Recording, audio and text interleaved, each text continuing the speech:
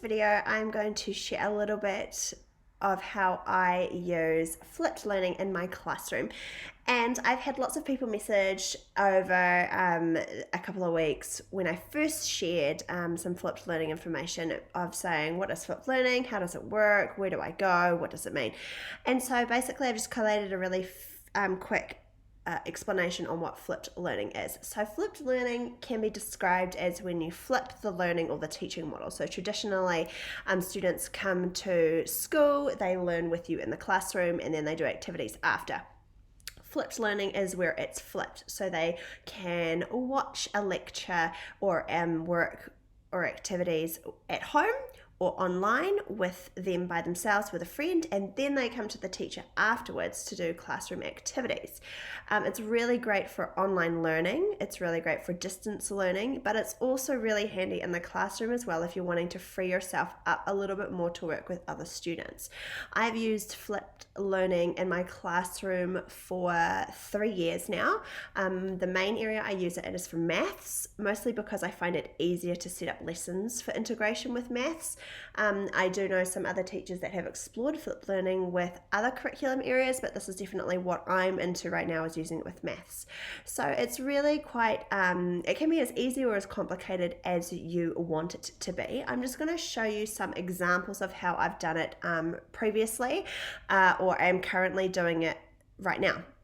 So in the lockdown, I had a uni assignment which coincidentally fell at the same time with wanting to implement flipped learning, which was really handy. So I created a Google site with activities that my students could interact with and learn from, and then we had an online session where we went through all of the learning. So this first one, for example, was about place value. So there are some videos that I made that taught place value. There were then some activities to practice.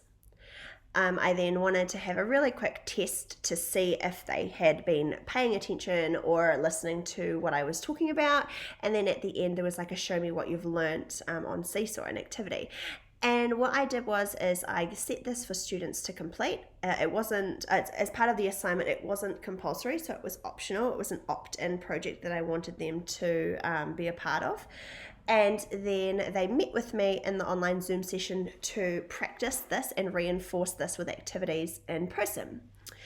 So this was something that I've made. It was a 3-lesson component, and I sort of used it from about May until June, or was the end of April till June, really just to see how they were going with flipped learning and how it would go with my class, because I teach year 0 to 3, and I have a wide range of skills and levels, so I really wanted to see how this would work. So this was the first one that I did this year with my class. Then this is what I have set up now, and this is what we've got linked into our classroom learning and our classroom activities for our tumble in maths. So I've got it with 2 groups at the moment. I currently have 5 groups, 5 maths groups, different levels and stages, and they're learning different things like you would in a classroom. And so this one is for my shapes group and my calculators group. So if I click on calculators, it's then going to bring up the different weeks worth of work that they've done. So we trialed it, which the first lesson isn't on here. It was a lesson that we did all together. And then we've got this lesson, the lessons that we've done independently. So week 7, it was all about skip counting in 3s. And then they watched a video, there was an activity about it, and then there's a follow-up which they had to do. And they followed through with this independently on an iPad or on our school laptop or desktop in the classroom.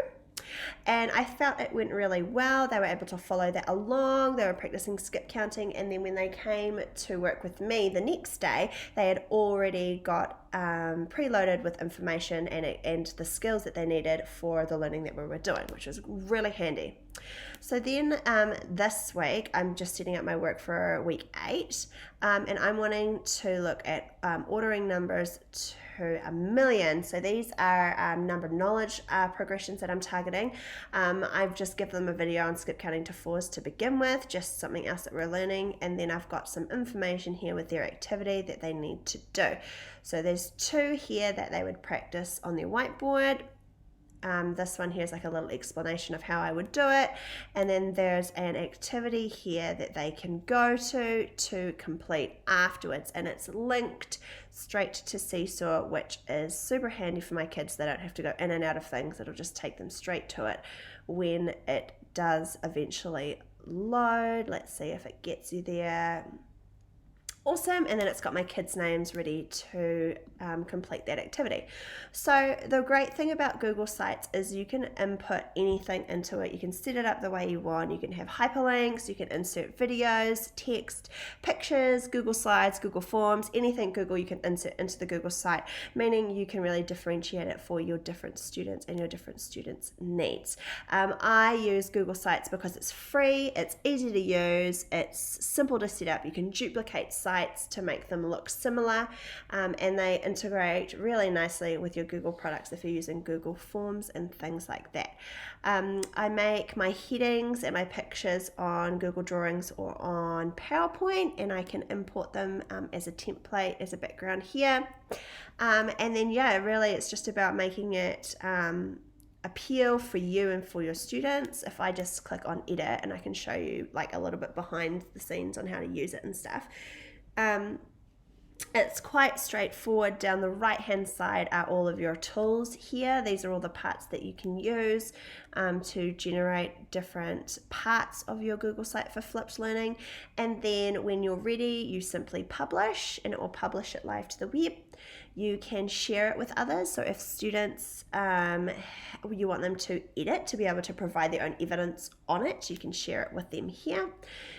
You can also change the link, so it can be a smaller link for them, and you can also have it accessible by QR code. So what I would do is I would publish this, I would get the viewed published site, and I would just copy that and turn it into a QR code, which is super handy, and then my kids, if they're on the iPads, can just scan into it to get to it, or on a device I could have it bookmarked up the top. So I hope this has shown you a little bit into what flipped learning is, how you could possibly use it in your classroom, or it's just opened a whole can of worms of extra work of things that you can do to set up for your class to begin the flipped learning journey.